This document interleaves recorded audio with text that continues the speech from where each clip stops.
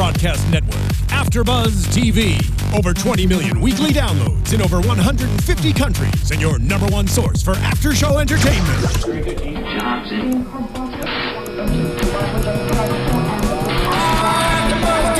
AFTERBUZZ TV, the destination for TV superfans. Producing aftershows for over 300 of your favorite TV shows. Interviewing celebrities and showrunners. And bringing you behind-the-scenes exclusives. All thanks to E! Entertainment's Maria Menounos, producer Kevin Undergaro, and internet leader Akamai. Now, let the buzz begin! Hello! Welcome to a brand new episode of the Librarians After Show here on AfterBuzz TV. I'm so distracted and excited about this music! If you haven't already, go to youtube.com/AfterBuzzTV. Hit subscribe.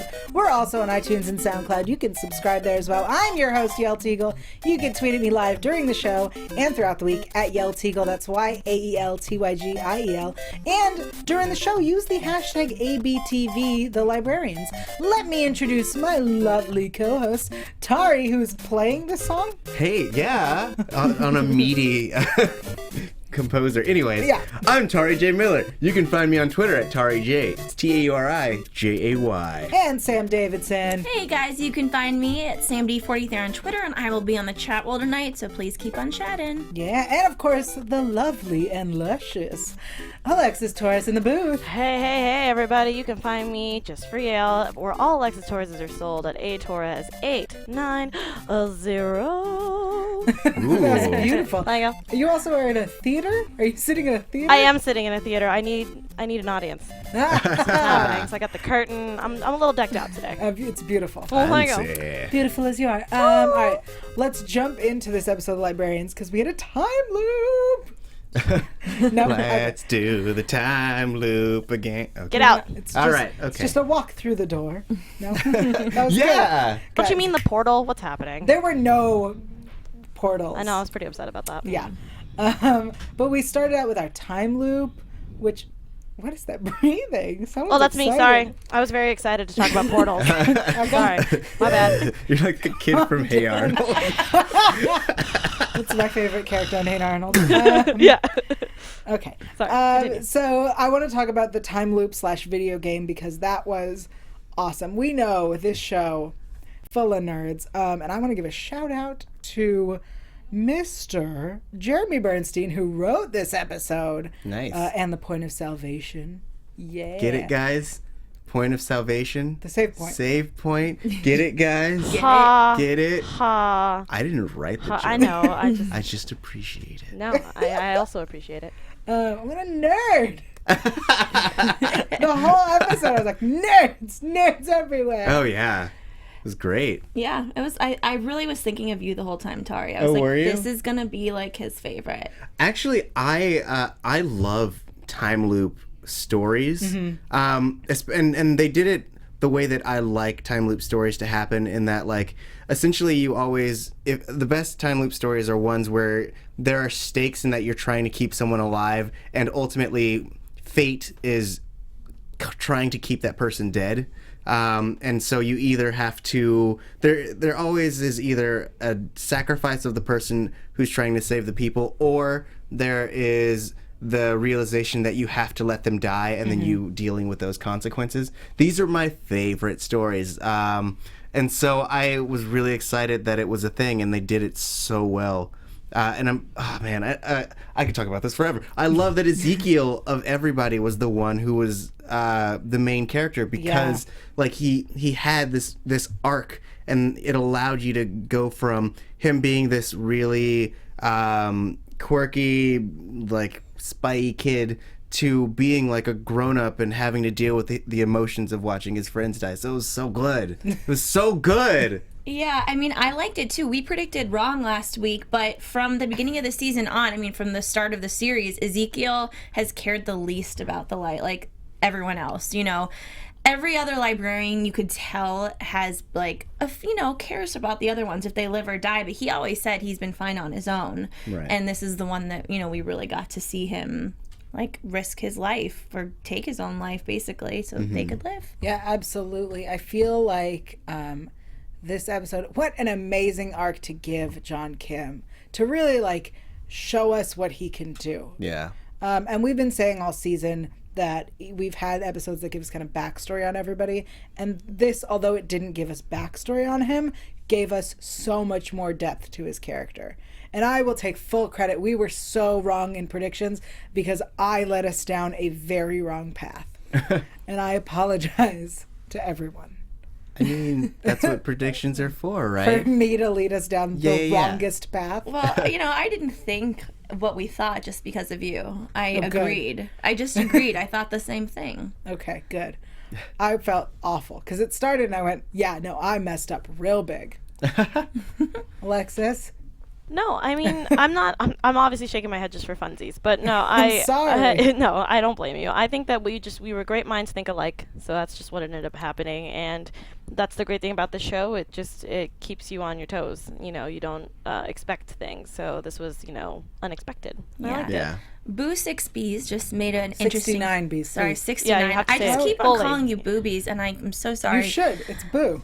Right. And now he'll never remember how much he grew up, and now he's back to acting like a child. Yeah, I felt very torn at the end of this episode. Not sure how I felt, if I wanted him to remember and be the mature and responsible person that he was, or if I am okay with him going back to it and having to relearn all that.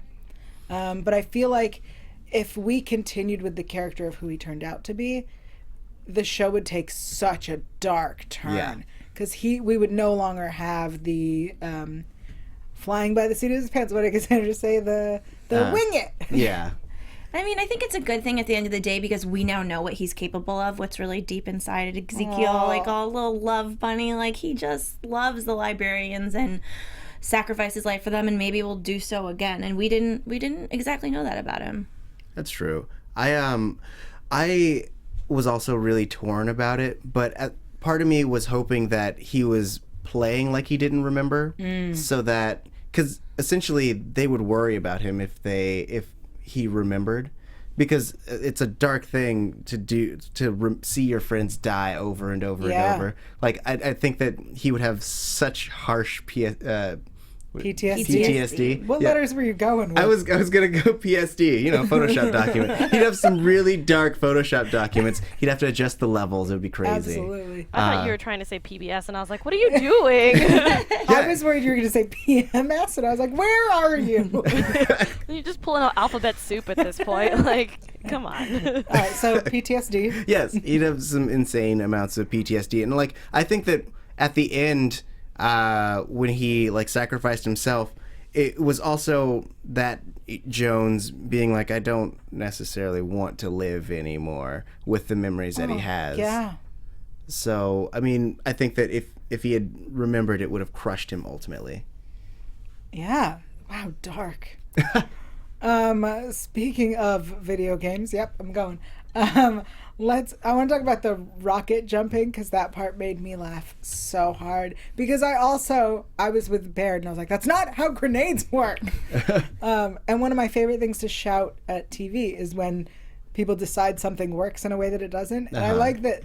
That's the Jeremy Bernstein, clever man, was like, yeah, but that's how it works in video games. Yeah.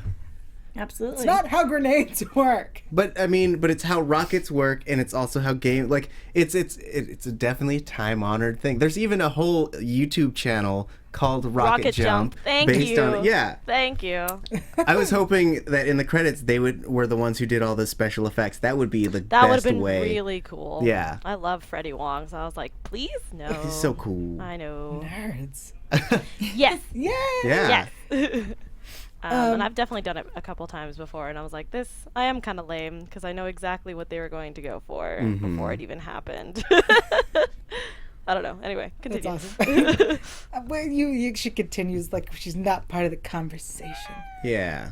All right, so we start calm down. We start this episode with super sciencey things, and here's where I got you guys. As we know, I'm not a sciencey or a mathy or a readingy.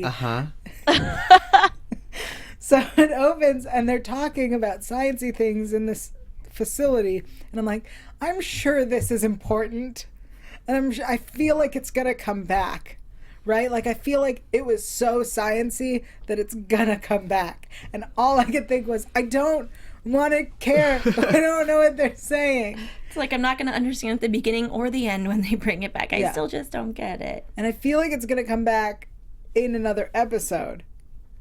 And I'm worried because I was like, I can't follow this. Which parts of the science-y stuff was... You could explain it to me? Well, I mean, I'm just trying to figure out... Maybe. I'm not sure. What was the facility doing? The facility was, from what I understand, trying to make a supercomputer that could basically go beyond AI, and that it would be able to think of all the different scenarios and come out with the best case scenario. It's like the Matrix, not the Matrix, but the Matrix in Doctor Who. Okay. Got it. Yes. Got it. Science-y. I think it clicks now. I mean, that's what I thought, but it was like... Right, it's science-y. Yeah, I was just like, just tell me how it is. Just say it like you. And then we had the Atlantis stone. Which I love. I love Atlantis stuff, but it did get a little... There's so many different things. So science-y. Well, it wasn't even that. I was just like, what story are we, like, exactly following in this episode? You know, like, I thought it was going to be more of an Atlantis story, but it didn't really strike me as that. Right. So I know that we have our Robert Frost quote, which was repeated loopy. The best way out is through. Got it. Mm-hmm. It's one of my favorite. It's one of my favorite quotes. What is that literature. Quote from? That's the bad part, is that I don't know where it's from. I just know my teacher used to use it for people to motivate them to continue with school and stuff like that. So I've liked it, but I don't know exactly which literature work that he put that in. I'll have to look it up while you guys are talking. So I feel like, please do. I feel like this is like the Oscar Wilde quote where I didn't connect the quote with the book. Right. Silly me. Not a reader. This show. I'm telling the whole world all my secrets. Hey, it's allowing you to be a little more vulnerable. Show your other side. I do think you should read more, though. Damn, all right. I mean, I didn't want to be the one to say it, but that's cool. Thanks, Sam. Like the math and science stuff, me either. But all right. I'm gonna get you a book for Hanukkah, even though Hanukkah's over. Okay. Christmas. Okay. I'll take a belated Hanukkah gift, thank you. Did you figure just it getting out? started, baby. Yeah, heck yeah. Did you find it? This just got weird. I'm looking. Okay. While she's looking, I have a feeling it's something to do with that, right? Yes. That would be right if it came with Robert Frost. Okay. Yeah. What I want to talk about, because I know we have at least 2 video game lovers here. Yes? Me and Sam, yes. What? Whoa. What? Get out of here. I feel like Alexis is more of a gamer than you. She is. Yeah. She is very much so. He's I'm joking. I'm like older, and she's Found it. From beginning to end. It's The Best Way Out is Always Through. It's from A Servant to Servants. It's from 1914. Thank you. Mm-hmm. Is that relevant to time loops or video games? Yeah, totally. Well, with time loops makes sense, Sure. I think. Servant time. A servant to servants. Okay. I guess I think it was like some sort of love quarrel or something like that they were talking about. So maybe it's talking about the quarrel that Ezekiel has with loving his friends. Okay, well, let's talk about that for a second. Sure. Because what hurts him the most, as we see, is that Cassandra keeps dying. Was last episode Image of Image? Yes. Great. Last episode, we saw her hungoverly cuddling with him. I have a new ship, guys. I'm shipping Ezekiel and Cassandra. No way. Seriously? Yep. Ezekiel. Oh, Oh, snap. nice. Oh, That's a good one. I liked that. Ship done. I mean, I love... Make it so. Okay, well, I'll do. I mean, they are definitely like an opposites attract kind of couple in that like she's very precise and he is very impulsive. Yeah. And so like together they would form a whole. Yeah. They also would be an amazing robbery team. Right? Oh, yeah. Like together Ooh. they could They could be like the New Age Bonnie and Clyde. they'd be bomb at that. Oh yeah, they'd never get caught. Yeah. I like it. I want that spinoff or episode. I guess we just really want to see her with someone for some reason. Yeah, because we ship her with everyone. Yeah, we just are like whoring her off like constantly. I mean, In the best way. Yeah, we love her. I would say she's just very adaptable. You know, she's like chocolate. She goes great with everything. I like that. Yeah, absolutely. Yeah. I like her. Oh, I love her. Before we move on, I found the meeting. Oh. It's a lonely, overworked New England farm wife talks with a visiting naturalist, and through her eager conversation reveals the tragic story of her life. Reared in a loveless family in which her mother's life had been embittered by the necessity of caring for her obscenely mad brother-in-law. She herself has been influenced for a time by the inherited strain of insanity, and welcomed to the opportunity to marry Len, an unfeeling husband who neglects her for his many business enterprises. Though she craves personal freedom, love, and touch of beauty, she is burdened by innumerable menial tasks, including the feeding of brutal farmhands whose servant she has become. Ready for me to tie it to the episode? Yes. Okay, so Ezekiel has to, as we find out once we figure out that it's a video game, it's an escort quest. Boo. He has to take care of these feeble 3 people. As he points out to them, like, they're weak and stupid and they keep getting killed. Gotta get them from point A to point B. That's you guys. Yeah. Okay, fine. I did it. No, that was good. It was really good, Yael. Yeah. Thank you. I love that. Really good at bull spitting. Yeah. Yeah. I think it worked. Thanks. Yeah. I'm sure that's what the writers were thinking. Yes, with exactly that in mind. Actually, yeah. Yeah. Good job, Jeremy. I think they tweeted that out earlier. Yeah. They were like, yeah, you know, just escort mission servants. Blah. Yeah. Um, Okay. Man, I'm glad Try, that. guys. Jeez. Gosh. I did it. Oh man. But yeah, no, seriously, escort missions are the worst. Why? What do you mean? Okay. Oh my God, they're the worst. it's- Not a gamer. Okay. Had to, Let me just. You wait, but you know this. Just because the nerds are going to get mad.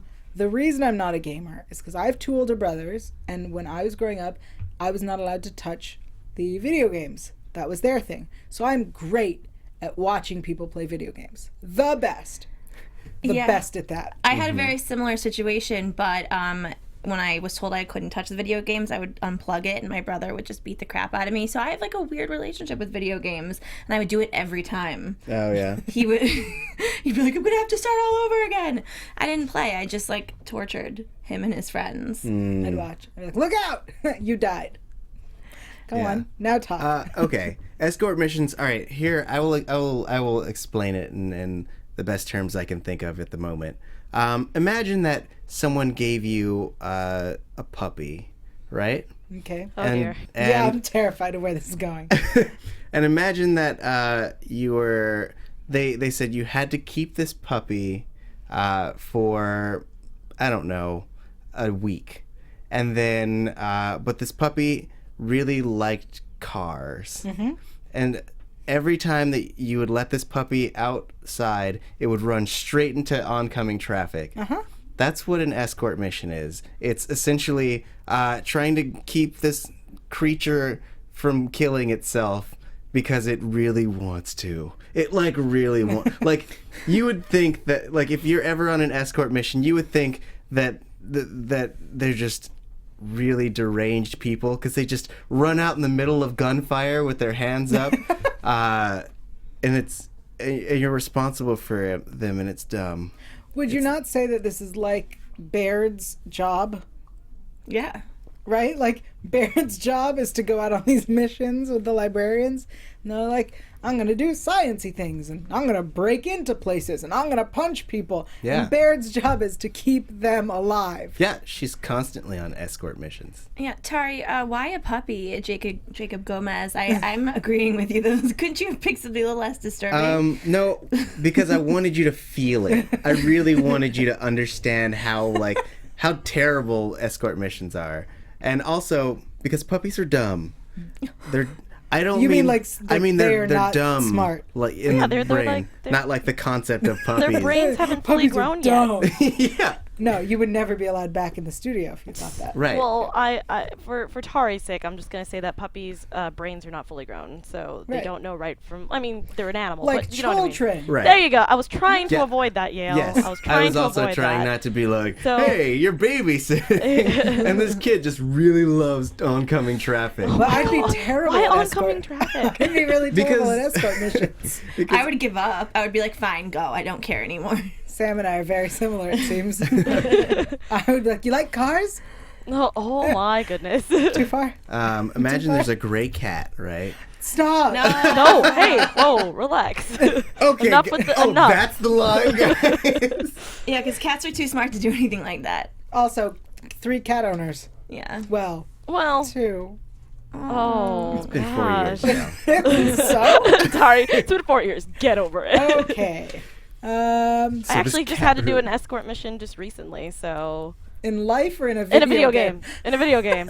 Whoa. In a video game. You almost blew your cover, girl. Yeah, Did. seriously. Real close. Wait. Alexis. Yes. Favorite moment in this episode? Oh, when Baird is telling the story about the soldier. Wow, heart-wrenching. Yeah. I loved that story, even though it made it, like, obviously gave me all of the feels. I loved the way she told it. I love that Ezekiel has already heard it before and let her continue to tell the story just because he loves the way that she looks at her. And that's what I loved about this episode, was that. Aww. Nice. And then something on a more, like, cheesy level was him bopping things with the crowbar, because I do that. I run around rooms in video games just trying to find crap. Yeah. So, There There you go. Tauri, favorite moments? My favorite moment was Puck, because I think, and I've been on a Twitter rampage. Yeah. So if anyone can confirm it, I think it was Brent Spiner. And that is significant because he played Puck in the Gargoyle series, which I literally bring up on almost every episode of this show. Yeah, you have. yeah. But I Brought feel- it up. You brought up Gargoyles and Puck when Lindy was here. Yes, I did, because they're very important to my life. And I think I think it was him. They don't credit him. And it's not on IMDb yet. We looked. So, but I think it's true, and that to me is the most amazing thing, because it not only because I like Brett Spiner, but also because it shows how nerdy the writers and the creators of the show are to be like, Puck, yeah, 1 for 1 Puck. And we'll talk about the whole Puck storyline. Don't you worry. We are not forgetting what happened. Sam, favorite moments? It was the Ezekiel and Cassandra moment, actually. It really, it got me. It got me good. Aw. And it got me to be a big shipper of them. Yeah. And I never saw it before. And it made me really love him even more. I kind of have a crush on him now. I have a crush on Stone. Nice. Yeah. I Stone like all that. the way. Yeah. I mean, I have a crush on Stone everyone, let's be cold honest. So I would say I have a bunch of favorite moments when Ezekiel decides that he's done being nice and lets Stone walk through the taser Yeah. floor. So good. So good. I also loved him putting the tools into his backpack. Mm-hmm. It was very Mary Poppins Yeah. / Doctor Who. / Dungeons and Dragons, the bag of holding, guys. Right, guys? You know what I'm talking about. You know. Ugh. There it Wow, that your nerd is showing, my friend. Sorry. Oh, put it Button away. up. Okay, sorry, Sorry. guys. My nerd's always showing. Hey! That. Also, I like when he realizes that there are no consequences and that he can redo it with the cutting of the... John Kim owned this episode. Yeah, he really did. Yes, he did. And all the feels. I had some feels. Very few, but I had them. They were there. I'm human. Right? Yeah. Totally. Of course. Scared, Tauri? No. Should be. Now I am with that smile. Yeah, jeez. I think this would be a good time to remind people that I do.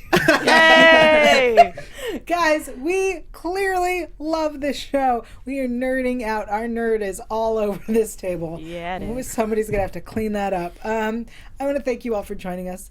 Tari's cleaning it up. No, nose goes in. Yeah. Nope, Tari's cleaning it up. Okay. And Thank you guys for joining us. If you like us, which we really think you do, at this point, you've stuck around. You might as well. Go to iTunes, subscribe so you don't miss a single episode, and leave us a comment and a rating. That's 5 stars if you like us, 4 stars if you don't, and the other stars do not work. Tari did it! Yeah. I'm so happy. I'm so mad I didn't, and my mic wasn't on. I'm so mad.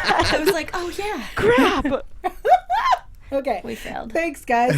Also, if you write a review, that is clicking on your keyboard or with your thumbs, write anything in the comments. You will get a live shout out right here on the air, read tonight by Tauri. Oh, yes. I want you to totally. read it. Do it. No. Can you read it in like an erotic novel voice? The top one right here? Yeah. Wait, All right. are both new, or is it just one new? One new, because December 8th was last week, yes. Okay. I believe so, yes. All right. So this one is by Lanavius. Oh, hey, what's up? Hey. Lanavis. Lanavis. Yeah. Hi, Lanavis. And it says, hello to you great after show hosts again. Wait, you wanted a sexy, sensual thing? Yes. I loved watching Bear teach Ezekiel how to use his top 8 inches of the bat. But seriously, I love how maternal Baird was towards Ezekiel. Although I was saddened by watching Ezekiel's mental state kind of deteriorate throughout the episode. I wished that version of Ezekiel had survived. So much character development, literally erased like an unsaved game. P.S. So, do you believe Puck's words on the surface level? He's Fae and was bound to speak true, so he couldn't have told falsehoods. But I wonder how much of a literal, obvious truth his words were. Thank you, Lanavis. Oh, yeah. Oh my god. You're welcome. Thank you. No, that was great. I'm dying. Do you love how I muted your mic so that you wouldn't laugh? That was the best. Oh, jeez. Okay. You're welcome. That was amazing. I was so happy. What's happening in the chat? Let's see. They're all begging probably- me to stop. Well, we have some lovers, we have some haters. Whatever. I think that's going to be a new segment on this show. Oh, yeah. I will Oh. save that music and Yeah, use it I every single found time. your new call. Yes, that's Hey. what it is. Oh, okay. I'll do it all night. AfterBuzz After Dark with Tauri J. Miller. Whew. Okay. Ah, Let's talk about Puck more and cleaning up Jenkins. to do. Yes, seriously. Hey, Gross. relax. All right, so we start with Jenkins. He brings Puck, and Puck reveals that he knows how to end Jenkins' immortality. He says, "You cannot be killed, but you can die."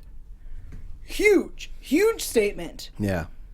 And then later, Puck returns with the answers that Jenkins wants, and he says that Prospero's goal is to take out the Librarians, to take over the world, and to bring joy to everyone. And then we have this weird, and we'll get to that weird ending, because that takes us, I think, straight into predictions. But before that, let's talk about what Puck reveals, in that he kind of, first off, he knows exactly who Jenkins is. And then he says, "You cannot be killed, but you can die." Thoughts? It made me think that they could be essentially like put to sleep in a way, or put on some other plane, like, but their bodies will still somehow always, I don't know, but it made me think of being put to sleep for some reason. Interesting. Tauri? Well, okay. Two parts to the question. First part, I think that the whole idea of Jenkins being able to die without being killed, in that, like, I feel like once his immortality is stripped away, he will feel all the age that he's gone through, so it will kill him because he won't be able to sustain his body. So like the way Sess kind of felt when he became human? Kinda, yeah. Okay. And then the other part, in terms of Prospero's plan, I feel like there's a very prominent anime device where the villain will want to trap people in a fantasy world because they believe that that's the ultimate way to bring peace. It's been in a number of things, and I think it's something to that effect where he's going to trap everyone in this separate dimension or in their own fantasies, which will allow him to rule over the world because no one will be opposing him. Interesting. So, yeah. Interesting. Alexis. No, I was actually, Tauri kind of pretty much took my idea on that In your one, which face. is, yes. And I'm totally fine with it. But yeah, I think that plays a major role. I also thought maybe even though, yes, he is immortal, I feel like there's like a way of like, I'm thinking of, if you've seen the movie The Mummy, or The Mummy Returns maybe.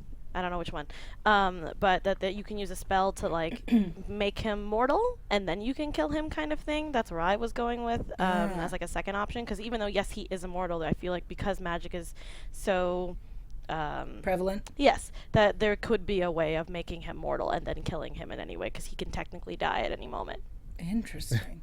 All very interesting theories, and I think we should, because we have so much left to talk about, take it into predictions.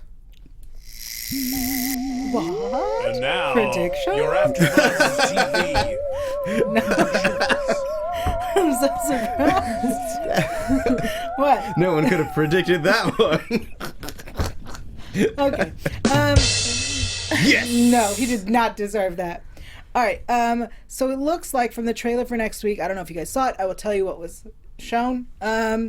We have our librarians living alternate lives, and they seem to be possibly placed under a spell, and Flynn returns. Now, if we tie that into the way the episode ended, which was Jenkins finds out that Prospero's goal is happening now, he's going to start his revenge now, and Jenkins goes to find the librarians. They've disappeared. Where did they go? He looks at the globe and is like, what? Why did they go there? Why? And then his memory is wiped, and he seems to not remember that they've disappeared. And then the lights go out. So if we tie all of this together, theories. The librarians have disappeared into alternate dimensions, alternate lives. It kind of reminds me a lot of the season finale from last season. Mm-hmm. That's the first thing I thought of. I was like, I think we're going through the same thing that we did with the first season, but it can't be exactly the same way. Right. So there has to be something different. Yeah. Because it can't be the loom of fate being cut again. Nope. So it's got to be something else. And we know that Prospero is kind of behind it. Yeah. And the episode, I believe, is called And the Happily Ever Afters. And if in the promo we see Baird and Moriarty kissing, Yeah. it's that Moriarty gets his happily ever after, air quotes on that for those listening on iTunes, to be with his Duchess.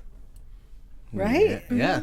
I mean, or is it hers? I mean, because we know that she wants a stable guy, and he's pretty stable, and he's smart, and he's kind of unstable. I mean, Yep. I'm not saying he's not. enterprising. He's stable, Enterprising. but he's unstable. Yes. See what I'm saying? Yeah. See what I'm saying? I got you. Okay. Yeah, I'm picking up what you're putting down. Great.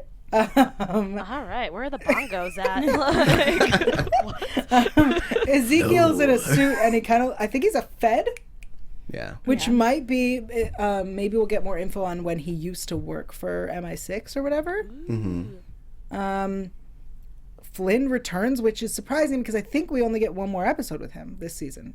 Yeah. So this would be it. He won't be in the finale, which, by the way, is the week after, and is called And the Final Curtain. Yeah.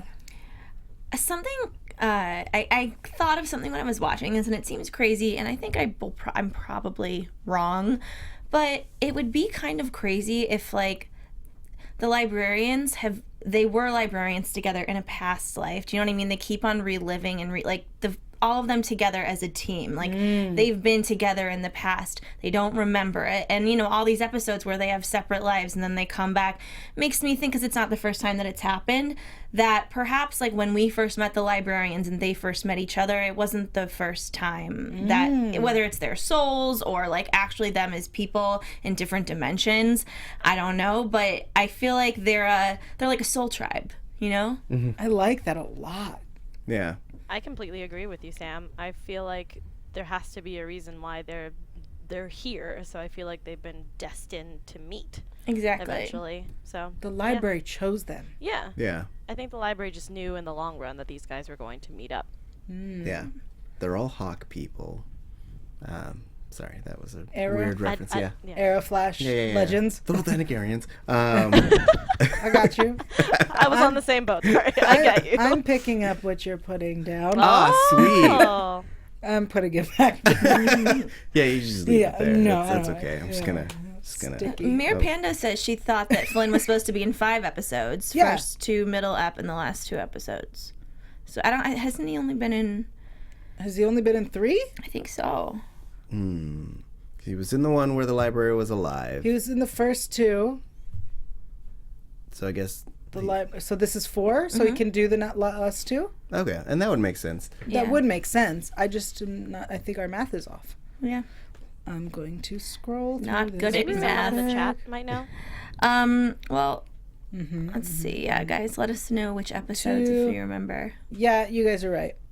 I'm wrong. I apologize. Good. That's a good. Well, that's a good since thing. We're still talking about that. I I'm usually wrong. My prediction. I don't know if it's actually going to happen. Yes. I thought it would be kind of cool if they could be, since we are talking about like kind of like fairy, because it has a happily ever after kind of thing. I was wondering if they were going to be like in fairy tale setting. Happily ever after kind of thing. Yeah. I don't think it's going to happen. I just said that's like a want more than a prediction. I feel like the fairy tales thing. Did we do that already? Yeah. We had last season where they were fairy tale characters. That's right. In that town. Yeah, with where the lamps. Yeah, with the with the book. Oh no, the book. Sorry. book. Yes, I forgot about that. Yeah. Right. Yeah. Where Cassandra was Prince Charming. Yes, that was Yes, that was amazing. Baird was the damsel in distress. Yeah. And Stone was the huntsman. And Ezekiel was Ezekiel.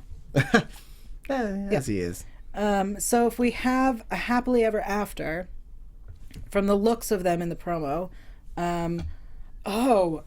so I was watching and trying to figure out where their happily ever afters or where this alternate reality took them. Yeah. And it seems that Baird is what looked like Moriarty was running for office, kind of like her old friend. And so they're a couple, which of course Flynn is not happy with.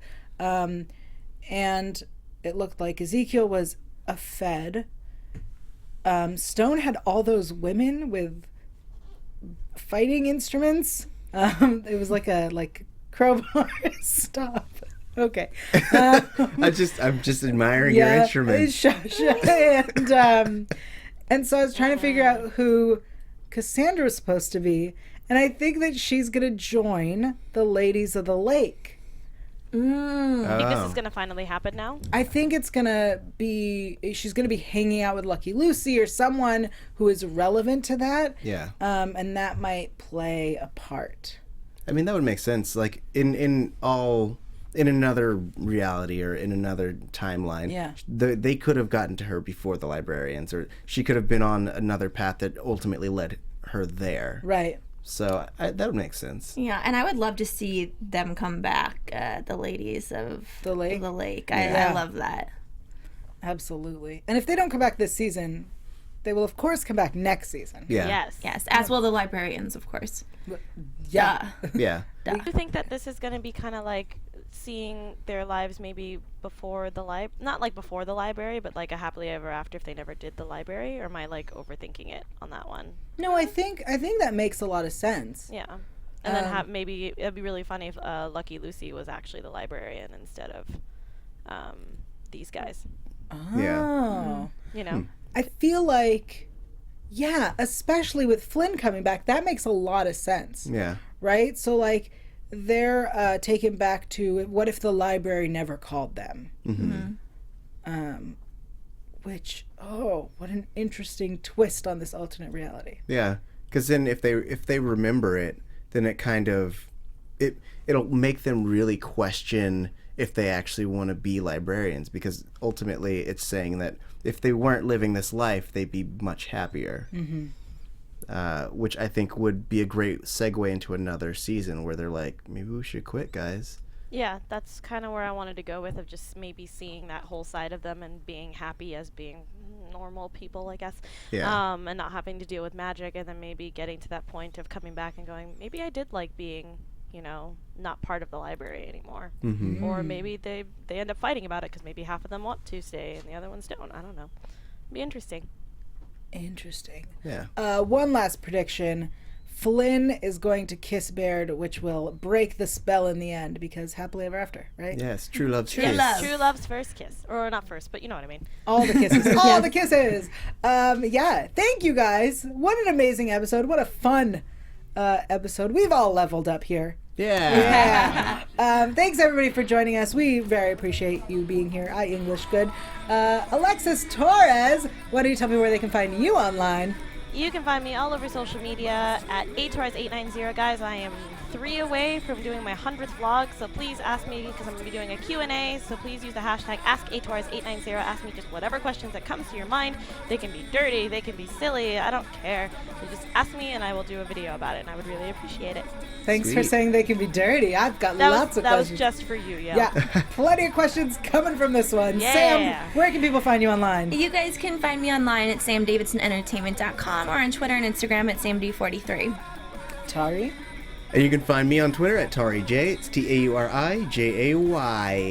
You guys can find me online if you want to. That's your mistake. At Yael Tygiel. That's YaelTygiel. That's for Twitter and Instagram, Snapchat, Facebook, Periscope, YouTube, Pinterest, Yeah. other things. I'm also online at Yael.tv. That's YAEL.tv. We will be back here next week, same time, same place, for more of the Librarians. Bye. Yeah. Until then, From I'll be executive reading a bunch of producers stuff. Maria Menounos, Kevin Undergaro, Phil Svitek, and the entire AfterBuzz TV staff, we would like to thank you for listening to the AfterBuzz TV network. To watch or listen to other after shows and post comments or questions, be sure to visit AfterBuzzTV.com. I'm Sir Richard Wentworth, and this has been a presentation of AfterBuzz TV. Buzz you later. The views expressed herein are those of the hosts only and do not necessarily reflect the views of AfterBuzz TV or its owners or principals.